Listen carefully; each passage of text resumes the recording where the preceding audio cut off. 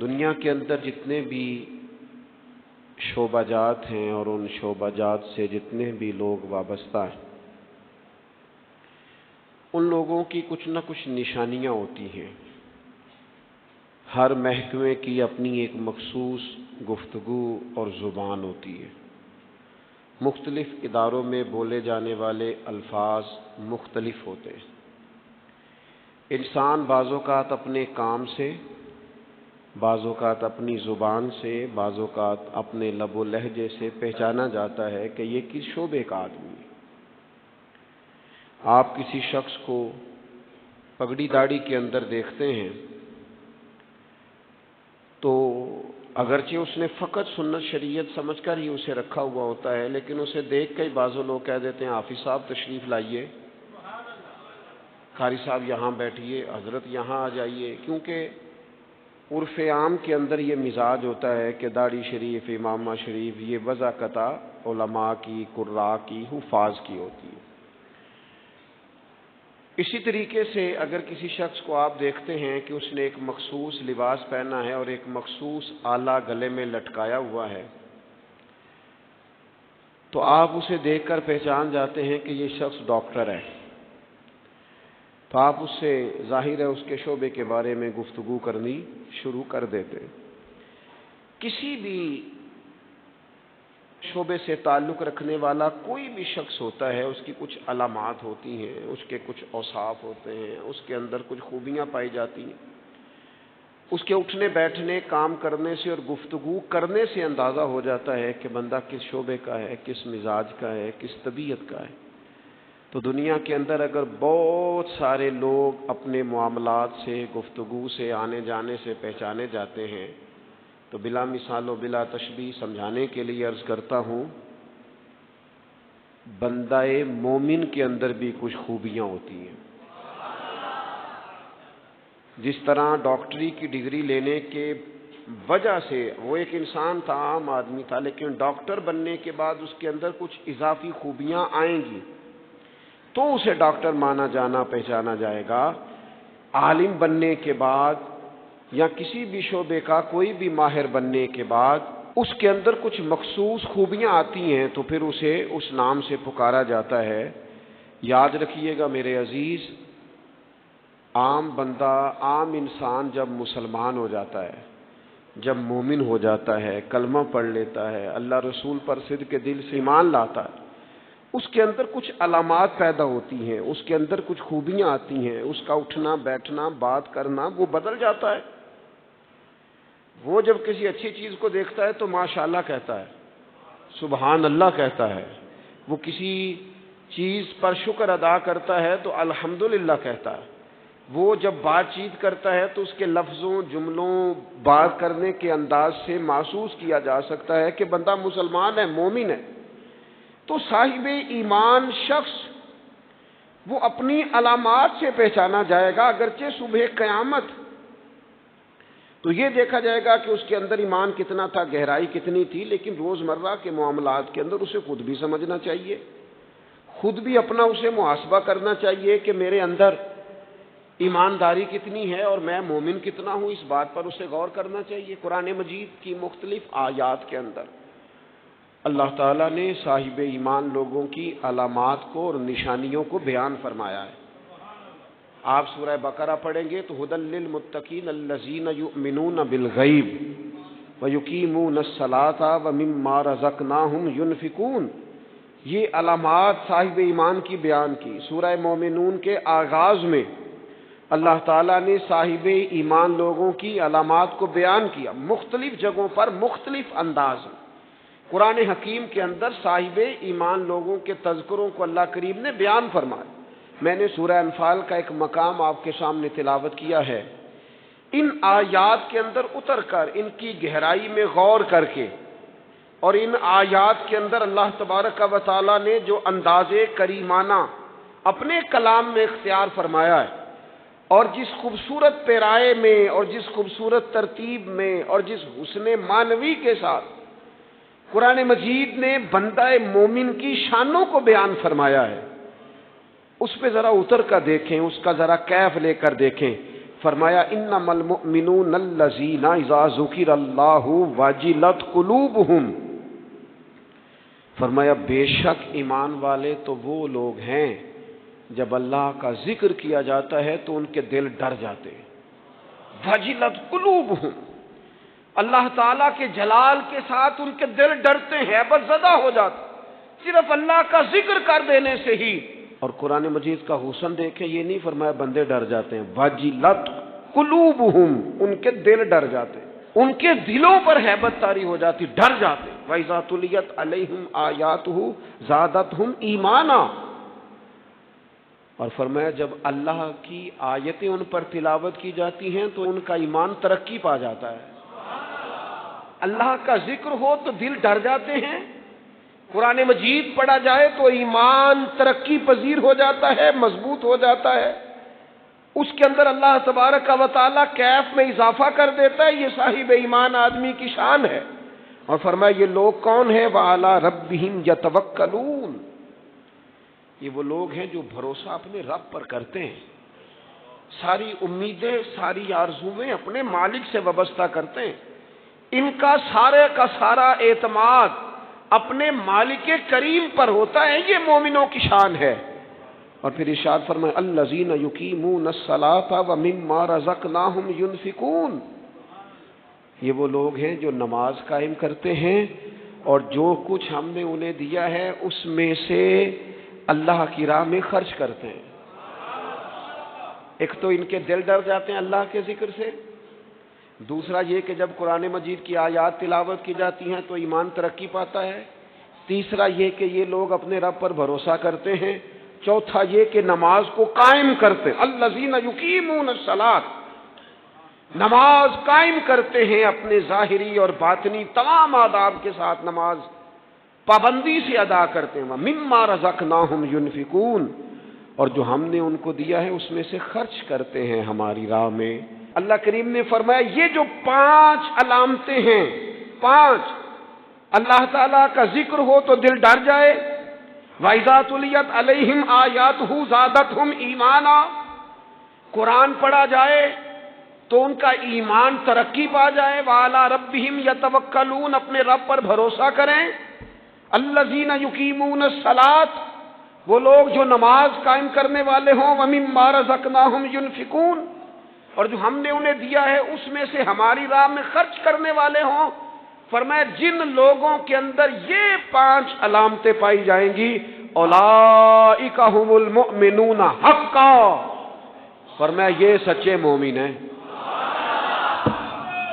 کرتے پھریں اپنے حساب سے لوگ تشریح نکالتے پھریں کہ میرے سے اچھا مسلمان کون ہوگا، لیکن رب کا قرآن کہتا ہے اپنا محاسبہ کر کے دیکھ لو، اس کا ذکر ہو تو دل ڈرتا ہے. اپنا محاسبہ کر کے دیکھ لو، قرآن کی آیتیں پڑھی جائیں تو ایمان میں ترقی ہوتی ہے. اپنے آپ سے پوچھ لو رب پر بھروسہ کتنا ہے، اپنے آپ سے سوال کرو نماز قائم کرنے میں تمہارا معیار کیا ہے. یہ دیکھو کہ تم اللہ کے راہ میں خرچ کرنے کے معاملے میں کتنے سخی واقع ہوئے ہو. اگر یہ 5 باتیں پائی جاتی ہیں تو اولئک هم المؤمنون حقا، میرا رب فرماتا ہے یہ وہ سچے مومن ہیں جنہیں رب سچا مومن فرماتا ہے. یہ اللہ کا فیصلہ ہے کہ اولئک هم المؤمنون حقا، یہ سچے مومن ہیں، یہ سچے مومن ہیں، یہ سچے مومن ہیں. اللہ کہتا ہے یہ ہیں جو میں تمہیں بتا رہا ہوں، یہ ہیں میرے بندے، یہ سچے مومن. یا اللہ تو انہیں کیا دے گا، کیا عطا کرے گا جب تو کہہ رہا ہے کہ اولئک هم المؤمنون حقا، یہ سچے. یہ قرآن مجید کا مزہ تو لو یار کتنا زیادہ ہے. یہ سچے مومن ہیں، یا اللہ تو کیا دے گا انہیں. فرمایا لہم درجات عند ربہم، ان کے درجے ان کے رب کے پاس ہیں. اس کا ایک معنی مفسرین نے یہ کیا ہے، یہ جو کہا نا لہم درجات عند ربہم، ان کے درجے ان کے رب کے پاس ہیں. مالک فرماتا ہے اس کا ایک معنی مفسرین نے یہ کیا، یہ تو تمہیں قیامت میں پتا چلے گا کہ رب نے کیا کیا عطا فرمایا. لہم درجات عند ربہم، تمہیں کیا بتائیں اللہ انہیں کیا دے گا، ان کے درجے ان کے رب کے پاس ہیں. اس نے لکھ دیا ان کا اجر، طے کر دیا ان کا انعام۔ ان کے لیے مالک کریم نے اپنی رحمت سے فیصلے کر دیے کرم والے۔ ہاں تم اگر دنیاوی طور پر دیکھنا چاہو، تم اگر سمجھنا چاہو تو فرمایا وَمَغْفِرَةٌ وَرِزْقٌ کریم، ان کے درجے ہیں ان کے رب کے پاس، اور ان کے لیے بخشش ہے۔ جو خطائیں ہو گئیں بھول کے وہ اللہ معاف کر دے گا، ان کے لیے بخشش ہے۔ اور یہ مت سمجھنا کہ صرف آخرت میں ہی نتیجہ ملے گا، یہ مت سمجھنا صرف بخشش ہی ملے گی، یہ مت سمجھنا کہ صرف اخروی زندگی ہی بہتر ہوگی۔ وَرِزْقٌ کریم، فرمایا ان کے لیے عزت والی روزی ہے۔ اوئے ہوئے ہوئے، اللہ کرے آپ سمجھیں قرآن مجید کا مزہ۔ وَرِزْقٌ کریم، انہیں میں باعزت رزق عطا کروں گا، روزی بھی ملے گی پر کہیں رسوا نہیں ہونا پڑے گا، روزی ملے گی پر ذلت والی نہیں۔ وَرِزْقٌ کریم، کبھی پلٹ کے دیکھو نا رب کے بندوں کی شان، اللہ انہیں رزق عطا فرماتا ہے تو عزت والا عطا فرماتا ہے۔ وقار والی روزی میں دوں گا، وقار والی۔ بس تم 5 چیزیں پیدا کرو اپنے اندر۔ ایک تو یہ دیکھو جب رب کی یاد ہوتی ہے تو دل ڈرتا ہے کہ نہیں، قرآن پڑھا جاتا ہے تو ایمان مضبوط ہوتا ہے کہ نہیں، تمہارا رب پر بھروسہ کتنا ہے، اعتماد خالق کتنا ہے، یہ اپنے اندر پیدا کرو۔ اور فرمایا نماز قائم کرو، اللہ کے راستے میں خرچ کرو۔ تم یہ 5 چیزیں پیدا کرو، رب کہتا ہے مومن بھی تم پکے ہو، درجے بھی بڑے دوں گا، جو خطائیں غلطی سے ہو گئیں وہ معاف بھی کر دوں گا۔ وَرِزْقٌ کریم، روزی ملے گی عزت والی۔ یہ کامل مومن کی نشانیاں قرآن مجید سورہ انفال میں بیان۔ ہم نا بعض ایسی چیزوں کا آہستہ آہستہ شکار ہوتے جا رہے ہیں جن میں ہمیں انتہائی زیادہ سمجھداری کی ضرورت ہے، معاملہ فہمی کی ضرورت۔ بندہ مومن کیا ہوتا ہے، اس کی علامتیں ہوتی ہیں، اس کی شانیں ہوتی ہیں۔ مومن کا ایک اپنا وقار ہوتا ہے، اس کی اپنی ایک الگ وزاداری ہوتی ہے، اس کا ایک اپنا اللہ تبارک و تعالیٰ نے سٹیٹس بنایا ہوتا ہے۔ ہمیں اپنا معیار قائم کرنا چاہیے، اور معیار وہ قلب سے قائم ہوگا، وہ روح سے قائم ہوگا، وہ باطن سے قائم ہوگا۔ بندہ مومن کا مقام سب سے پہلے اسے خود پتہ ہونا چاہیے کہ میرا توکل کتنا مضبوط ہے، اسے خود پتہ ہونا چاہیے۔ مجھے نہیں پتا آپ میں سے فجر کس کس نے پڑھی ہے، مجھے تو اپنا پتہ ہے۔ یہ ہمیں خود پتہ ہونا چاہیے کہ ہمارا معیار کیا ہے نماز کے معاملے۔ میں نہیں جانتا آپ کی جیبوں میں کتنا ہے اور آپ کتنا اللہ کی راہ میں خرچ کرتے ہیں، یہ بندے کا رب سے رشتہ ہے، یہ آپ جانے، آپ کا خدا جانے، میں جانوں، میرا رب جانے۔ اللہ کی ذات پر بھروسہ کتنا ہے، یہ لوگوں سے نہ پوچھتے پھریں، لوگوں کو نہ بتاتے پھریں، یہ تو دل کا معاملہ، اپنے آپ سے پوچھیں، اپنے آپ کو خود اپنے سامنے کھڑا کریں، اپنا حساب خود کریں، اپنے سے کبھی کبھی سوال و جواب کریں، اپنے سے گفتگو کریں۔ پر کیا کریں، ہم ساری زندگی اپنا دنیاوی معیار ہی ٹھیک کرتے رہے، اپنے پیسوں کا حساب ہی لگاتے رہے، گھر مکان گاڑی سٹیٹس آنا جانا سلام دعا کتنی ہے، یہ ساری چیزیں جن لوگوں کی مضبوط ہیں نیند ان کی کچی ہے۔ دنیاوی سٹیٹس جتنا لوگوں کا مضبوط ہے سوچیں ان کی ٹوٹی ہوئی ہیں، نظریات بکھرے ہوئے ہیں، لفظوں اور جملوں میں کمزوری ہے، باتیں جو ہیں وہ محسوس ہوتا ہے کہ ابھی تک یہ بندہ اطمینان ہی نہیں حاصل کر سکا زندگی میں، ابھی تک کوئی گفتگو پکی نہیں، کسی بات میں وزن نہیں، کسی جگہ ٹھہراؤ نہیں، کب ہوگا؟ رب کہتا ہے پہلے اپنے دل سے پوچھ، یہ ادھر ادھر کی باتوں سے تو ڈرتا ہے، یہ رب سے کتنا ڈرتا ہے۔ پتہ ہے نبی پاک علیہ السلام کے صحابہ کا سٹیٹس کیا تھا، معیار کیا تھا رب سے ڈرنے کا؟ 2 چیزیں ایمان کو مضبوط کرتی ہیں، ایک رب سے ڈرنا، ایک اس کی رحمت کی امید رکھنا۔ اللہ تعالیٰ کی رحمت کی امید بھی رج کے رکھنی ہے، اور اس سے ڈرنا ہے تو پھر بھی ذرا صحیح کر کے ڈرنا ہے، کچا پکا نہیں ڈرنا۔ ڈرنے کی کہانی نہیں بنانی کہ ہو جی اللہ سے ڈر لگتا ہے، وہ ڈرنا ہے۔ اس ڈرنے سے مطلب ہو کہ اعمال ثمرے، اخلاق کردار کے معاملے میں انسان مضبوط ہو جائے، دیانتدار ہو جائے، سچائی والا ہو جائے، صبر و تحمل والا ہو جائے، امید بھی رج کے رکھنی ہے، ڈرنا بھی رج کے ہے۔ ایک بات ہے سیدنا عمر کی، شیر کی باتیں شیروں جیسی، حضرت فاروق اعظم کی ایک بات اس مضمون پر بڑی طاقتور ہے۔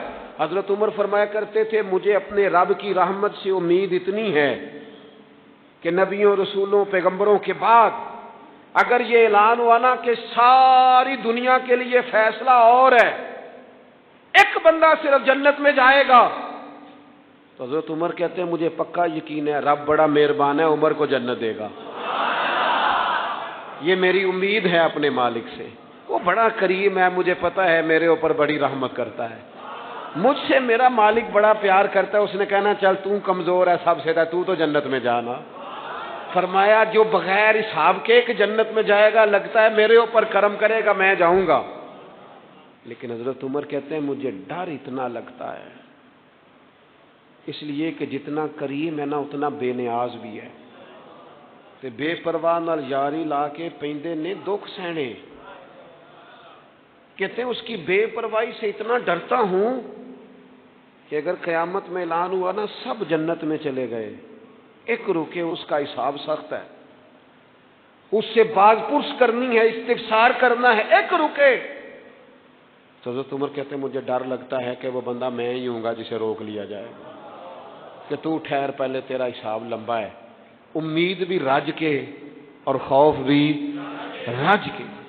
کچھ لوگ صرف خوف کا شکار ہیں، وہ بھی ٹھیک نہیں، کچھ نری امید ہی امید کی بات کرتے ہیں، ڈرتے نہیں۔ الایمان بین الخوف والرجاء، ایمان خوف اور امید کی درمیانی کیفیت کا نام۔ اپنے آپ کو دیکھیں، اپنے اوپر غور کریں، اپنے دل کا معیار چیک کریں۔ بندہ مومن کی کچھ علامتیں ہوتی ہیں، اس کی کچھ شانیں ہوتی ہیں، ان شانوں پر غور کریں۔ ہم نا جب تک اپنے باطن کو مضبوط نہیں کر لیتے، جب تک ہم روحانیت کی مضبوطی اپنے اندر پیدا نہیں کر لیتے، اور جب تک ہم روحانی طور پر طاقتور نہیں ہو جاتے، آپ لاکھوں روپے کا جوڑا پہن لیں اور آپ کا قد بڑا اونچا ہو اور آپ کا چہرہ بڑا روشن ہو، لیکن اندر اگر نور نہیں ہے نا میرے دوست، تو لوگ تو ہو سکتا ہے آپ کی فوٹو بڑے شوق سے کھینچیں کہ بڑا قد کاٹ ہے، لیکن آپ بے قرار ہیں۔ آپ کو پتہ ہے کہ اس مہنگے لباس کے اندر میرا دم گھٹ رہا ہے، آپ کو محسوس ہوتا ہے کہ اس کشادہ مکان کے اندر بھی مجھے بے قراری محسوس ہوتی، آپ اپنے اندر ایک عجیب سی تکلیف محسوس کرتے ہیں، لیکن اگر آپ کا باطن مضبوط ہو جائے، اللہ پہ بھروسہ ہو جائے، زندگی اس کی بارگاہ میں جھکنے والی ہو جائے، رسول پاک کے دروازے کی گدا بن کے بندہ جینا شروع کر دے، آپ یقین کریں سادے کپڑوں کے اندر بھی کئی دفعہ بندہ محسوس کرتا ہے یار میرا لباس تھوڑا سا سستا ہے، پر اللہ تعالیٰ نے جو مجھے ایمان عطا کیا ہے وہ سب سے زیادہ مہنگی چیز ہے، وہ سب سے زیادہ طاقتور چیز ہے۔ اپنے باطن میں خاص خصوصیات پیدا کریں، اپنے آپ کو ٹائم دیں، اپنی قلبی کیفیات پر زیادہ توجہ کریں۔ زیادہ مجھے فوٹو شوٹو کھینچنے کا زیادہ تجربہ نہیں ہے، مصروفیات زیادہ رہیں تو میں اس طرف نہیں آ سکا۔ ایک بچے نے مجھے، ایک دوست نے ایک دن بتایا کہ وہ تصویر کھینچنے کے بعد پھر اس پر کچھ کام ہوتا ہے تو فوٹو اور زیادہ سونی لگنے لگ جاتی ہے۔ اس نے بات کر دی، میں نے سن لی، وہ بات کر کے گزر گیا۔ تھوڑی دیر کے بعد مجھے کہنے لگا پریشانی ہے؟ میں نے کہا نہیں۔ کہنے لگا میں نے ایک سادی سی بات کی تھی، پتہ نہیں کوئی آپ تو کہیں کھو گئے، اس کے بعد میں نے دو چار باتیں کی ہیں پر آپ نے ہاں نہ ہی نہیں کی، توجہ نہیں کی۔ میں نے اسے کہا، میں نے کہا پتر تو آکھیا ہے فوٹو تے تھوڑی محنت ہو جائے تو سونی لگن لگ جاندی، تے میں سوچن لگ پیا جے بندہ تھوڑی جی محنت دل تے بھی کر لے، تھوڑی جی محنت نہ دل تے کریے تے جے کدے وہ سونا ہو جائے نا، پاک ہوویں تے پاک ہی ملدا ہی، تے بنا پاکوں پاک نہیں ملدا۔ سارے جسم دے دھون دے نالوں اکو تولا ہے ٹکڑا دل دا۔ اگر تھوڑی سی محنت روح پہ ہو جائے، تھوڑی سی اندر تھوڑی توجہ کرے، وہ اگر تھوڑا چمکدار ہو جائے نا، کچھ غلاظتیں، کچھ نفرتیں، کچھ قدورتیں، کچھ عداوتیں، کچھ تکبر، کچھ حسد، کچھ بددیانتیاں، کچھ یہ چیزیں تھوڑی نکل جائیں، آپ یقین کریں بڑا چمکدار ہو جائے دل، بڑا سونا ہو جائے، بڑا حسین ہو جائے، یہ باطن ٹھیک ہو جائے نا تو اللہ کی ساری مخلوق حسین لگنے لگ جاتی ہے۔ بندے کو نا کچھ عجیب سی کیفیات سے اللہ مالا مال کرتا ہے، اسے کوئی اللہ تعالیٰ ایسا انشراح صدر دیتا ہے، دل کو ایسا ٹھنڈا کرتا ہے، سکون نصیب ہو جاتا ہے۔ نبی اکرم نور مجسم شفیع معظم صلی اللہ تعالی علیہ وآلہ وسلم سے پوچھا گیا، یا رسول اللہ ایمان کیا ہے؟ ایک کیفیت کا نام ہے نا، ایمان کی صورت تو نہیں ہوتی، ایمان کا روپ تو نہیں ہوتا، وہ مجسم شکل میں تو نہیں ہوتا، ایک باطنی کیفیت ہے نا۔ یا رسول اللہ صلی اللہ تعالی علیہ وسلم آپ سب سے اعلیٰ اس کا معیار آپ ہی جانتے، کریم بتا دیجئے، بندہ نوازی فرمائیے ایمان کیا ہے؟ تو نبی اکرم صلی اللہ تعالی علیہ وسلم نے فرمایا، جب تمہاری نیکی تمہیں خوش کرنے لگے اور جب تمہارا گناہ تمہیں غمگین کرنے لگے تو مطلب یہ ہے کہ تم مومن ہو۔ اور اگر گناہ کر کے بھی تم غمگین نہیں ہوتے، تکبر کر کے بھی تم غمگین نہیں، حسد کر کے بھی غمگین نہیں، حرام کھا کے بھی غمگین نہیں، لوگوں کا دل توڑ کے بھی غمگین نہیں، کسی کے حق پہ قبضہ کر کے بھی تمہیں غم کوئی نہیں، بہت سارے لوگوں کو بیوقوف سمجھ کر، نادان سمجھ کر، احمق کہہ کر، جاہل کہہ کر، عزتیں اتار کر بھی تم غمگین نہیں ہوتے، تو اس کا مطلب ہے تم نے معیار ایمان کو نہیں پایا۔ حضور فرمانے لگے نیکی خوش کرے اور گناہ تجھے غمگین کرے۔ آپ یقین کریں اب نہیں کرتا لوگوں کو گناہ غمگین، لوگ کسی بندے کا دل توڑ کے، اس کی عزت اتار کے، اسے پریشان کر کے، جھڑک کے کہتے ہیں آیا تھا بندہ سنائیا میں نے چار، وہ تو نے گناہ کر کے اب تو بتا رہا ہے، کسی کو ڈانٹ ڈپٹ کے دل توڑ کے کہانیاں سنا رہا ہے، چلاکیاں کر کے اور تیزیاں دکھا کے، یہ تو بندہ مومن کی شان نہیں ہے۔ میرے کریم نے تو فرمایا نیکی تجھے سکون دے، اور جب تو گناہ کر کے غمگین ہو تو اس کا مطلب ہے تم مومن ہو۔ تو فوراً عرض کی یا رسول اللہ پھر بتا دے گناہ کیا ہوتا ہے؟ تو حضور فرمانے لگے جو چیز تیرے دل میں کھٹکے وہی تو گناہ ہے۔ وہ جو چبھ رہی ہے نا، مومن کے دل میں غلطی چبھتی ہے، کھٹکتی ہے، اسے پریشان کرتی ہے یہ غلطی، اگر وہ چبھتی ہے تو پھر اس کا مطلب ہے وہ گناہ ہے۔ آج کل نا لوگوں نے گناہ کو گناہ سمجھنا چھوڑ دیا ہے۔ کسی نے کہا تھا جنوں کا نام خرد رکھ دیا، خرد کا جنوں، جو چاہے آپ کا حسن کرشمہ ساز کرے، آپ جو چاہیں نام رکھیں، جو آپ کی طبیعت آئے آپ وہ کام کریں، آپ اپنی مرضی سے نیکی اور بدی کا معیار قائم کر لیں، یہ ٹھیک نہیں ہے۔ اللہ کے رسول صلی اللہ تعالی علیہ وسلم نے جو آئینہ ایک بندہ مومن کے لیے بنایا ہے، اس آئینے کو ہمیشہ برقرار رکھا جائے، اپنے اندر وہ علامات تلاش کی جائیں جو ایمان کے بعد مومن کے اندر تبدیلیاں آتی ہیں، قلبی طور پر، روحانی طور پر اور اخلاقی طور پر۔ میں دیکھتا ہوں آج کل نا ہمارے ہاں سب سے زیادہ جس چیز کا فقدان ہے وہ محبت ہے۔ ہمارے لہجے، ہمارا انداز، ہمارا طریقہ، ہمارا اٹھنا بیٹھنا، اس کے اندر نا محبت نہیں، ہم نا لہجے الفت والے نہیں، مزاج محبت والا۔ کسی جگہ یار کوئی چلو پنجابی بندے ہیں، ایک دیسی گل تو انہوں سنانے میں مزہ آئے گا۔ تو ایک جگہ نا کہیں ہم بیٹھے تھے ایک دفعہ، تو کسی شخص نے کسی سے کوئی لینی دینی تھی چیز، تو اس نے بات کی، تو آپ کو پتہ ہے وہ ریٹ لینے والا بہت زیادہ مانگ لیتا ہے اور دینے والا کوشش کرتا ہے صفر سے شروع کروں، نیچے سے ریٹ دیتا ہے۔ اس نے کوئی بات کی، ریٹ تھوڑا بتایا تو سامنے والا ناراض ہو گیا، کہنے لگا تو کس طرح کا بندہ ہے، کنج دی گل کی تھی۔ اب یہ جو ریٹ لگانے والا تھا اس نے بڑا حسین بات کی، وہ بندہ جواب میں بڑے غصے میں آ گیا، اس نے تلخ لب و لہجہ، لگتا تھا تھوڑی دیر کے بعد اٹھ پڑے گا، گریبان تامے گا۔ تو آج کے کہنے لگا یار وہ لینا دینا تے مقدرہ ہے، گل تے پیار نال کر۔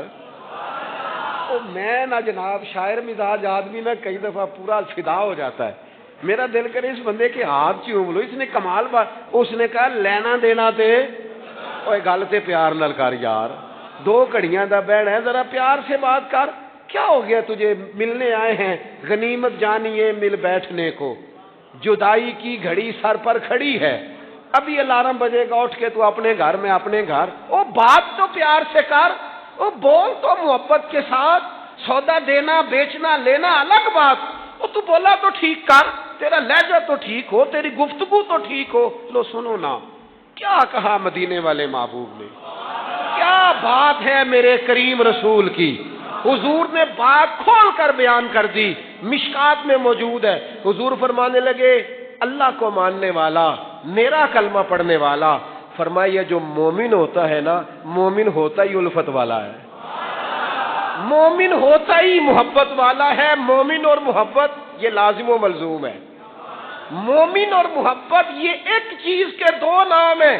حضور فرمانے لگے مشکات میں حدیث ہے، فرمایا مومن ہوتا ہی محبت والا ہے.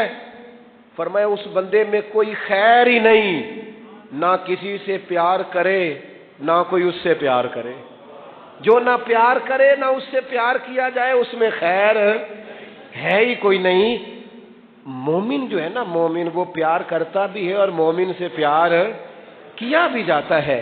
اپنی زندگی کو تلخی، مومن کی شان نہیں تلخ تلخ رہنا، ناراض رہنا، بے چین سا رہنا، ہر وقت شکوے کرنے، ناراض وقت گزارنا، ہر وقت کوئی نہ کوئی اعتراض کا دروازہ کھول کے رکھنا، ہر وقت کوئی نیا شکوہ، کوئی نئی بات کھول کے رکھنا. اس سے نکل آؤ یار. پیار جو ہوتا ہے نا وہ دنیا کو سنوار دیتا ہے. محبت جو ہوتی ہے نا اس کے اندر بڑا مزہ ہوتا ہے، اس میں بڑا کیف ہوتا ہے. اس لیے اپنے لہجوں سے تلخیوں کو نکالیں. ہمارے ہاں نا ایک بہت بڑا مسئلہ ہے، بالخصوص ہم جو صوفیاء کی جماعت ہے نا، اس میں بعض لوگوں کا خیال ہے کہ میں نا فلاں درود پاک پڑھوں گا تو نبی پاک کے قریب چلا جاؤں گا. کوئی شک نہیں، درود پڑھنے سے حضور کا قرب ملتا ہے. بعض لوگوں کا خیال ہوتا ہے کہ نعت شریف کی برکت سے محبوب کے قریب جاؤں گا. کوئی شک نہیں، نعت پڑھنا اور نعت سننا یہ بندے کے دل کو حضور کی محبت کے اندر بڑا مضبوط کر دیتا ہے. کچھ لوگوں کا معیار ہوتا ہے کہ میں اتنے وظائف اس ٹائم میں مکمل کروں گا تو میں نبی پاک کے قریب جاؤں گا. تو حضور نے تو خود بتا دیا میرے قریب کون ہے. درود پاک پڑھنے والے کو بھی قریب بیان کیا حضور نے. جہاد کرنے والا، عبادت کرنے والا، ریاضت کرنے والا، دین کی خدمت کرنے والا، یہ سب حضور کے قریب ہے. پر نبی پاک علیہ السلام نے فرمایا تم میں سے، یہ بخاری ہے، فرمایا تم میں سے میرے یہاں میرے قریب سب سے محبوب وہ شخص ہے جس کے اخلاق زیادہ اچھے ہیں، جس کا رویہ لوگوں کے بارے میں ٹھیک ہے، جس کی نیتیں، ارادے، لہجے لوگوں کے حق میں نرم ہے، وہ میرا محبوب ہے.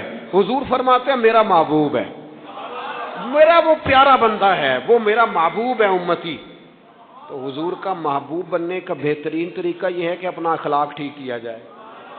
ایک بات اور کرنی ہے، جو دور میرا اور آپ کا دور ہے نا یہ تیز لوگوں کا دور ہے، چالاک لوگوں کا دور ہے. لوگ ایسی بات سناتے ہیں کہ بندہ حیران ہو جاتا ہے. چالاک مزاج، تیز طبیعت. میں نے اپنی زندگی میں بڑے بڑے تیز لوگ ناکام ہوتے دیکھے اور بڑے بڑے بھولے بندے سیدھے سادے. لیکن ان لوگوں کو اللہ تعالیٰ نے اتنا نوازا ہے، اتنا کرم فرمایا ہے. لو سنو، ترمذی ہے، نبی اکرم صلی اللہ تعالی علیہ وسلم نے فرمایا جو مومن ہوتا ہے نا وہ بھولا بھالا ہوتا ہے اور شرافت والا ہوتا ہے. بلکہ ایک حدیث میں تو حضور فرماتے ہیں مومن اتنا بھولا ہوتا ہے کہ سامنے والا اسے بیوقوف سمجھنے لگ جاتا ہے. اس کا خیال ہوتا ہے اسے تو عقل ہی کوئی نہیں. مومن بھولا بھالا. اور ایک حدیث میں یہ بھی لفظ ہیں کہ جنت میں اکثر بھولے بھالے لوگ جائیں گے.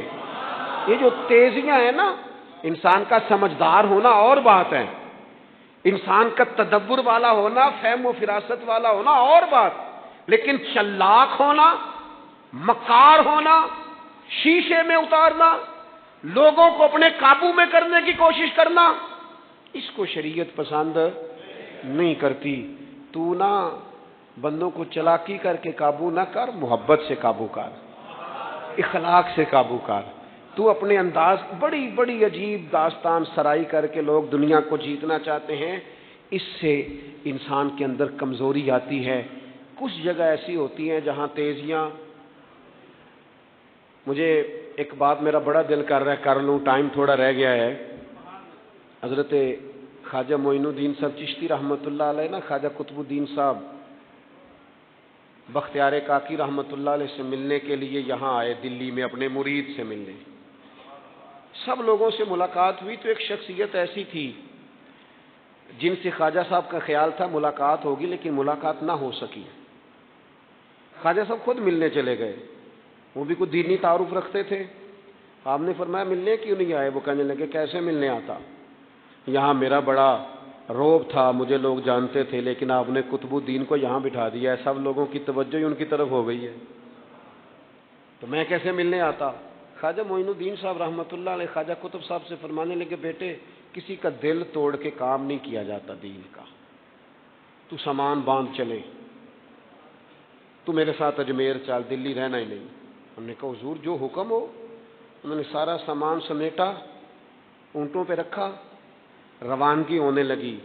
جب دلی سے باہر نکلے نا شہر سے، تو سارا شہر امڑ آیا، حتیٰ کہ بادشاہ وقت بھی منتیں کر رہا ہے، لوگ رو رہے ہیں حضور خواجہ قطب کو نہ لے کے جانا۔ اس شخص کے درد نے پورے شہر کو درد والا بنا دیا، اس کی تہجد کے وقت کی دعاؤں نے بڑے لوگوں کو مسلح پہ کھڑا کر دیا۔ اس شخص کا اللہ پر بھروسہ بڑے لوگوں کو ایمان کو تقویت دیتا ہے۔ حضور مہربانی کریں نہ لے کے جائیں۔ اتنے سارے لوگ رونے لگے اور رنگ اور ہو گیا۔